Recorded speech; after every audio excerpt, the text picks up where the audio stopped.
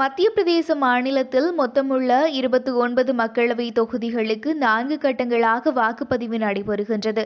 இதன்படி முதற்கட்ட வாக்குப்பதிவு கடந்த ஏப்ரல் 19ஆம் தேதியும், இரண்டாம் கட்ட வாக்குப்பதிவு ஏப்ரல் 26ஆம் தேதியும் நடந்து முடிந்தது. இதையடுத்து மூன்றாம் கட்ட வாக்குப்பதிவு கடந்த 7ஆம் தேதி நடைபெற்றது. தொடர்ந்து 4ஆம் கட்ட வாக்குப்பதிவு வரும் 13ஆம் தேதி நடைபெறவுள்ளது. இந்த நிலையில் மத்திய பிரதேச மாநிலம் பெதுல் மாவட்டத்தில் உள்ள கோலா கிராமத்தில் வாக்குகள் பதிவான இயந்திரங்களை ஊழியர்கள் பேருந்து மூலம் வாக்கு எண்ணும் மையத்திற்கு கொண்டு சென்றனர். அப்போது இரவு 11 மணியளவில் திடீரென அவர்கள் சென்ற பேருந்து தீப்பிடித்து எரிந்தது.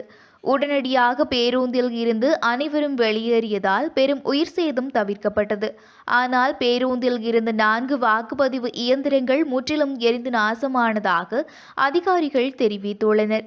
இந்த சம்பவம் குறித்து போலீசார் வழக்கு பதிவு செய்து விசாரணை நடத்தி